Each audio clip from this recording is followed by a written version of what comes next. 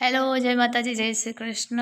આજની વાર્તા શરૂ કરી પહેલાં વિડીયો ગમે તો લાઇક અને શેર કરી દેજો। ચેનલ ઉપર જો તમે નવા હોય તો ચેનલને સબસ્ક્રાઈબ કરી દેજો।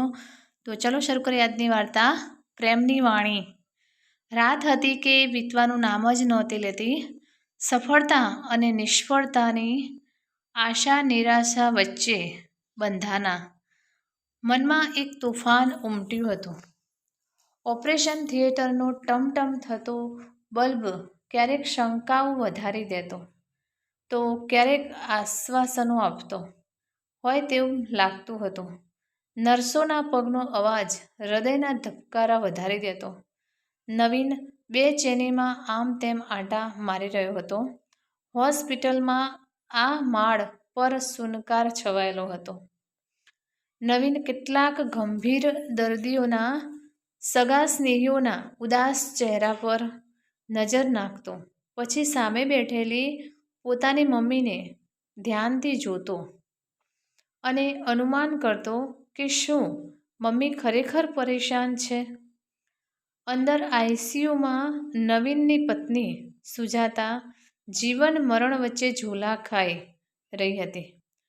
નવીન સંપૂર્ણ વિશ્વાસ સાથે વિચારતો હતો કે હમણાં ડૉક્ટર આવીને કહેશે સુજાતા ઠીક છે। કાલે સુજાતાને કેટલું વાગ્યું હતું।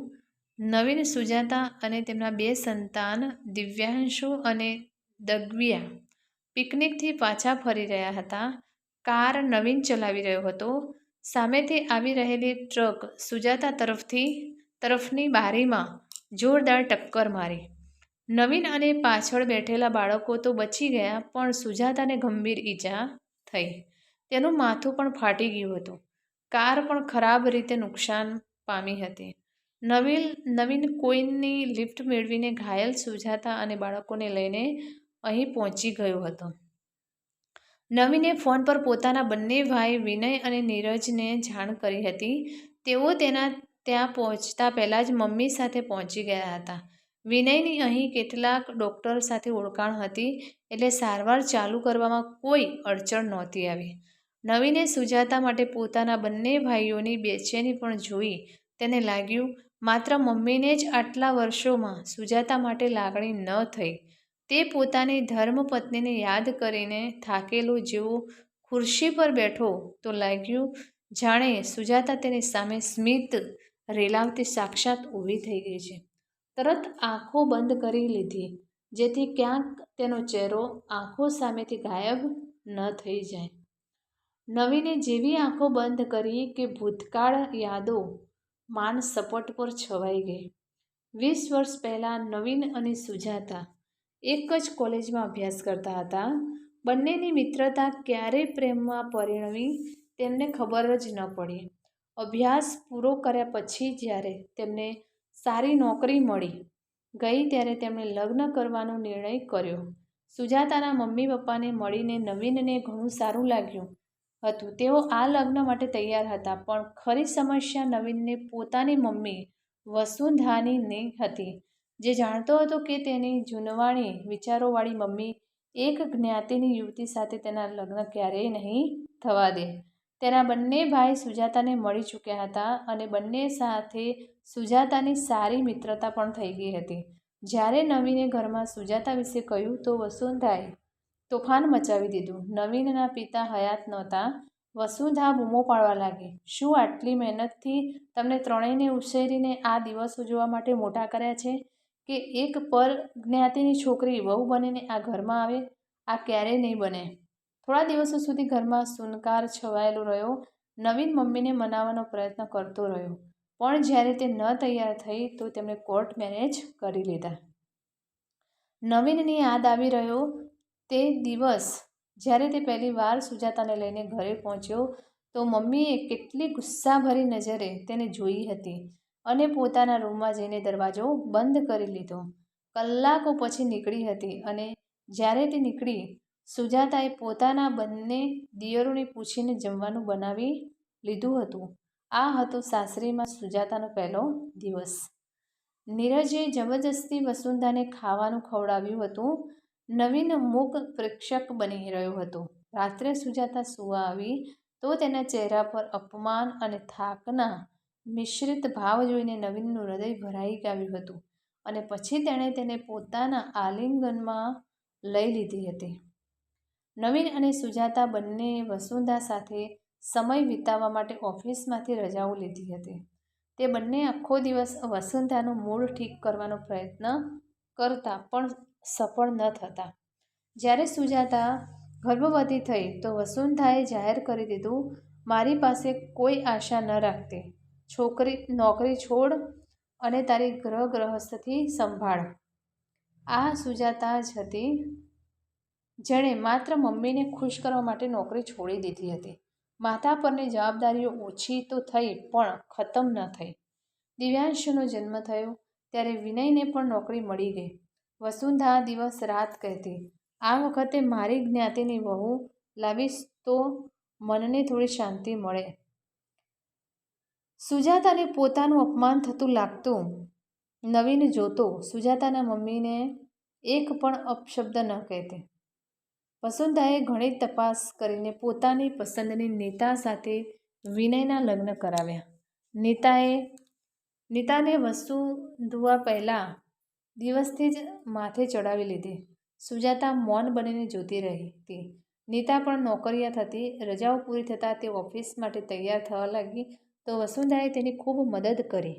સુજાતા આ ભેદભાવ જોઈને દંગ રહી જતી.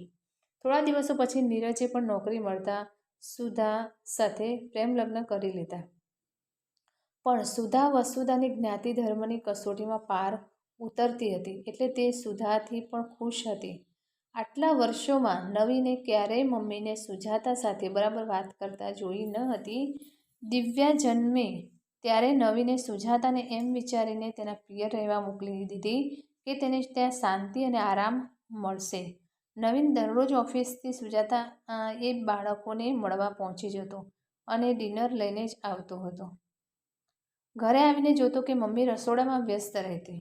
વસુંધરા સાંધાના દુખાવાની દર્દી હતી. હવે તેનાથી કામ થતું ન હતું. નીતા અને સુધા સાંજે જ પાછી આવતી હતી. આવીને કહેતી, સુજાતા ભાભી વગર બધું અસ્તવ્યસ્ત થઈ જાય છે. આ સાંભળીને નવીન ખુશ થઈ જતો કે કોઈ તો તેની કદર કરે છે. પછી વિનય અને નીરજ જુદા જુદા ઘર લીધા કારણ કે આ ઘર હવે બધાના વધતા પરિવાર માટે નાનું પડવા લાગ્યું. વસુંધરાએ ઘણું કહ્યું કે બીજો માળ બનાવડાવી લઈએ પણ આ બધું જુદું ઘર વસાવવા ઈચ્છતા હતા. બાળકો સ્કૂલે જતા રહ્યા પછી ઘરમાં સુનકાર છવાઈ જતો. બાળકોને સ્કૂલે મોકલીને બગીચામાં સવારની સહેલ કરવી સુજાતાનો નિયમ બની ગયો. પ્રમોશન મળવાથી નવીનની વ્યસ્તતા વધી ગઈ હતી. સુજાતાને હંમેશાથી વાંચન લેખનનો શોખ રહ્યો. નવરાશ મળતાં જ તે પોતાની કાલ્પનિક દુનિયામાં વ્યસ્ત રહેવા લાગી. તેના વિચારો, તેના સપના તેને લેખનની દુનિયામાં લઈ આવ્યા. અને દુઃખમાં તો કલ્પના જ માણસ માટે માનો ખોળો છે. સવારમાં સહેલ કરતા ખબર નહીં તે શું વિચારીને લેખન સામગ્રી ભેગી કરી લેતી. બગીચામાંથી પાછા આવતા સુજાતાના મગજમાં કેટલાય વિચાર, કેટલાય શબ્દો આવતા પણ મોટા ભાગે તે જેવું વિચારતી એકાગ્રતા અભાવે લખી ન શકતી. પાના ફાડતી જતી. વસુંધરા ક્યારેય તેના રૂમમાં જ જોતી. બસ સાસુમાને કચરા ટોપલીમાં ફાટેલા પાનાનો ઢગલો દેખાતો તો ચાલુ પડી જતા. ખબર નહીં કેવું નકામું કામ કરતી રહે છે. પાના ફાડ્યા કરે છે. કોઈ સારું કામ તો આવડતું નથી. સુજાતા કોઈ દલીલ ન કરતી પણ તેનું લેખન કાર્ય ચાલતું રહ્યું. હવે સુજાતાને ગંભીરતાથી લખવાનું શરૂ કર્યું હતું.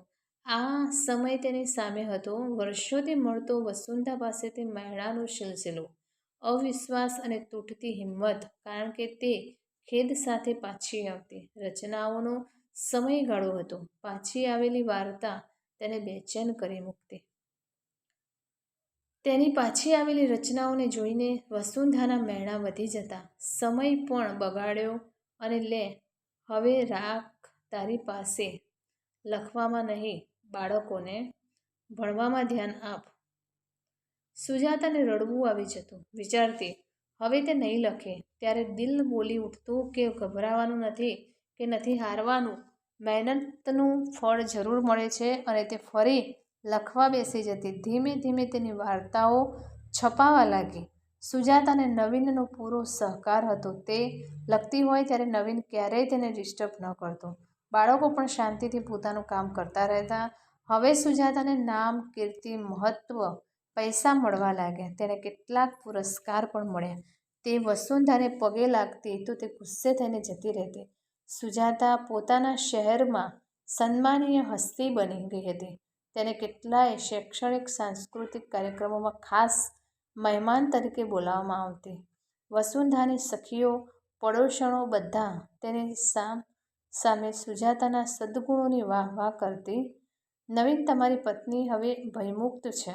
ડૉક્ટરનો અવાજ નવીનને વર્તમાનમાં ખેંચી લાવ્યો. તે ઊભો થઈ ગયો. હવે કેમ છે સુજાતા? જખમ ઘણા છે. ખૂબ ધ્યાન રાખવું પડશે. થોડી વારમાં તમને ભાન આવી જશે. ત્યારે તમે ઈચ્છો તો તેને મળી શકો છો. મમ્મી સાથે સુજાતાને જોવા નવીન આઈસીયુમાં ગયો. સુજાતા હજી બેભાન હતી. નવીને થોડી વાર પછી મમ્મીને કહ્યું, મમ્મી, તમે થાકી ગયા હશો. ઘરે જઈને થોડો આરામ કરી લો. પછી જ્યારે નીરજ ઘરે આવે તો તેની સાથે આવી જજો. વસુંધરા ઘરે આવી ગઈ. નહાઈ લીધા પછી બધા માટે જમવાનું બનાવ્યું. બાળકો અનિતા પાસે હતા. બધા કામ પૂરા થઈ ગયા તો વસુંધરાએ ખાલી ઘર ખાવા દોડવા લાગ્યું. પહેલાં તો આમ તેમ જોતી ફરતી રહેતી. પછી ખબર નહીં તેના મનમાં શું આવ્યું કે ઉપર સુજાતાના રૂમની સીડીઓ ચડવા લાગી. સ્વચ્છ સુઘડ રૂમમાં એક બાજુ સુજાતાના વાંચન લેખનના ટેબલ પર મૂકેલા સામાનને તે ધ્યાનથી જોવા લાગી. અત્યાર સુધી પ્રકાશિત 2 વાર્તા સંગ્રહ, 4 નવલકથા અને ઘણા બધા લેખ જાણે કે સુજાતાના અસ્તિત્વની પ્રશંસા કરી રહ્યા હતા. સુજાતાની ડાયરીના પાના ઉલટાવ્યા તો બેડ પર બેસીને વાંચવા લાગી. એક જગ્યાએ લખ્યું હતું, મમ્મી સાથે 2 વાતો કરવા માટે તલસી રહી છું હું. કોમળ તેજસ્વી શરીર, મમ્મીના કપાળે ચંદનનું તિલક ખૂબ સુંદર લાગે છે. મારા મમ્મી પપ્પા તો હવે રહ્યા નથી. મન થાય છે કે મમ્મીના ખોળામાં માથું મૂકીને સૂઈ જાઉં અને તેઓ મારા માથા પર પોતાનો હાથ મૂકી દે. શું આવું ક્યારેય બનશે? એક પાના પર લખ્યું હતું, આજે ફરી વાર્તા પાછી આવી. નવીન અને બાળકો તો વ્યસ્ત રહે છે. કાશ હું મમ્મી સાથે મારા મનની મૂંઝવણ વહેંચી શકતી. મમ્મી ત્યારે મારી તૂટી ગયેલી નૈતિક હિંમતને નવું જોમ આપતી. મને તેમના પ્રેમભર્યા 2 શબ્દોની જરૂર છે પણ મળી રહ્યા છે મેણાં ટોણાં. એક જગ્યાએ લખ્યું હતું, જો મમ્મી સમજી શકતા કે લેખન કાર્ય થોડું મુશ્કેલ અને વિચિત્ર હોય છે તો મારા મનને થોડી શાંતિ મળી જતી અને હું વધારે સારું લખી શકતી. આગળ લખ્યું હતું, ક્યારેક ક્યારેક મારું દિલ મમ્મીના કટાક્ષ ભર્યા શબ્દબાણમાં ઘા સહન કરી શકતું નથી. હું ઘવાઈ જાઉં છું. મન થાય છે કે તેમને પૂછું. મારું પર જ્ઞાતિનું હોવું એટલું ખટકે છે કે મેં આપેલા માન, સન્માન અને સેવા સુદ્ધા નકારી દેવાય છે. નવીન પણ તેની મમ્મીના સ્વભાવથી દુઃખી થઈ જાય છે પણ કંઈ કહી શકતો નથી. તેનું કહેવું છે કે મમ્મીએ ત્રણેયને ખૂબ મહેનતથી ભણાવ્યા છે. ખૂબ સંઘર્ષ કર્યો છે. પપ્પાના અવસાન પછી કહે છે, મમ્મીને કંઈ નથી કહી શકતું. તું જ સમજી લે તો સારું. હું તેમના સ્વભાવ પર માત્ર શર્મિંદો થઈ શકું છું.